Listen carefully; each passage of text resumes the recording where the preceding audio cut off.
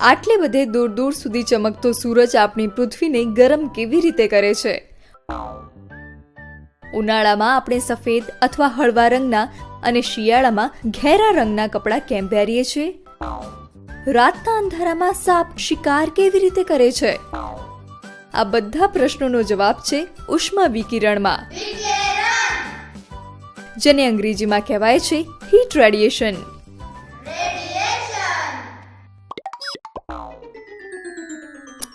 આ આગ સાથેની રમત છે, માટે સાવધાની જરૂરી છે. સૌથી પહેલા મીણબત્તી ઉપર હાથ રાખીને ગરમીનો અનુભવ કરવાનો છે. ત્યારબાદ મીણબત્તીની બંને તરફની સાઈડમાં ગરમી વધારે ક્યાં હતી? ઓછી ક્યાં હતી?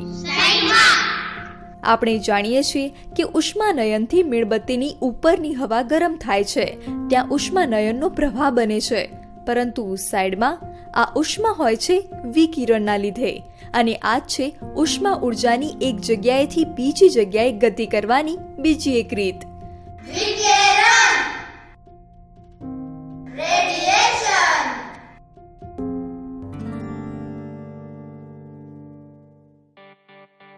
એ તો આપણે જાણીએ છીએ કે ઘન પદાર્થોમાં ઉષ્માનું વહન થાય છે.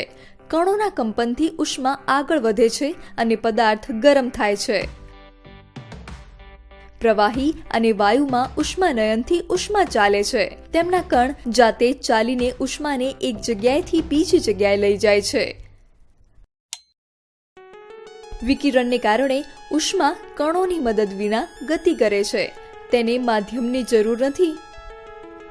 આ ત્રણ રીતે આપણી ચારે તરફ ઉષ્માનું સ્થાનાંતરણ થાય છે.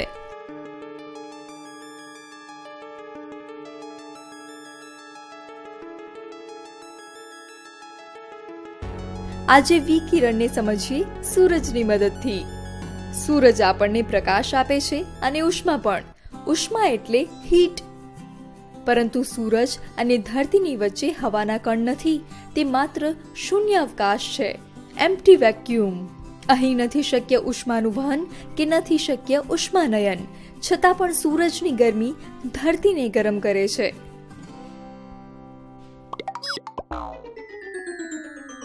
સૂરજના પ્રકાશનો ઉષ્મા સાથેનો સંબંધ પ્રિઝમ વડે જાણો. સૂરજનો સપ્તરંગી તડકો. આ સપ્તરંગી પ્રકાશને આપણે કાગળ પર પ્રિઝમની મદદથી ઉતારી લીધો છે. પહેલી વખત જ મેં જોયું છે, કાગળ પર ખૂબ જ સારું લાગ્યું. Violet, indigo, blue, green, yellow, orange, red.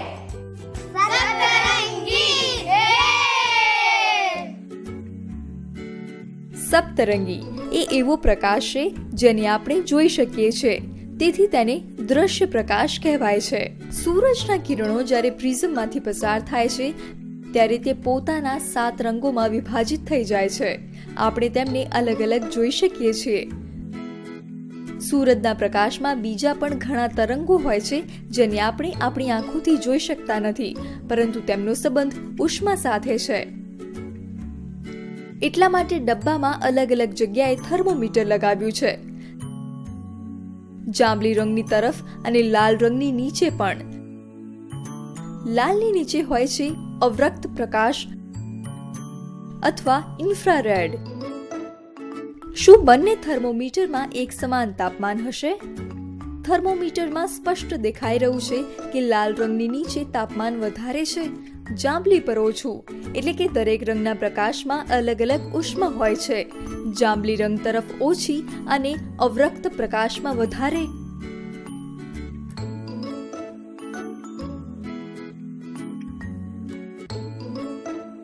Infrared, અવરક્ત. સૂરજમાંથી આવતા કિરણોમાં વધારે પડતી માત્રા ઇન્ફ્રારેડ અથવા અવરક્ત તરંગોની હોય છે. પરંતુ આપણે સૂરજને અવરક્ત ચિત્રની જેમ જોઈએ તો આપણને તે આવી રીતે દેખાશે.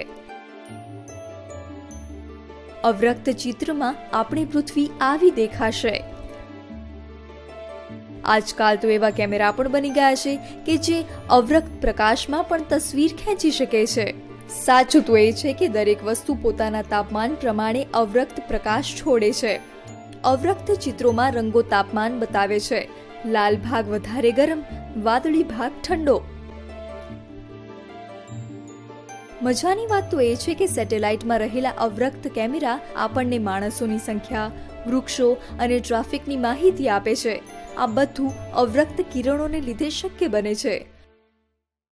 પરંતુ સાપ, તે તો કેમેરા વિના જ વિકિરણનો ઉપયોગ કરે છે. સાપ રાતના અંધારામાં પોતાનો ખોરાક અવરક્ત કિરણોને સમજીને શોધે છે.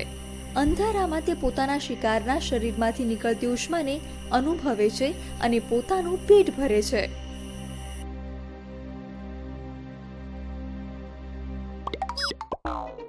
ચાલો બીજી એક રમત રમીએ.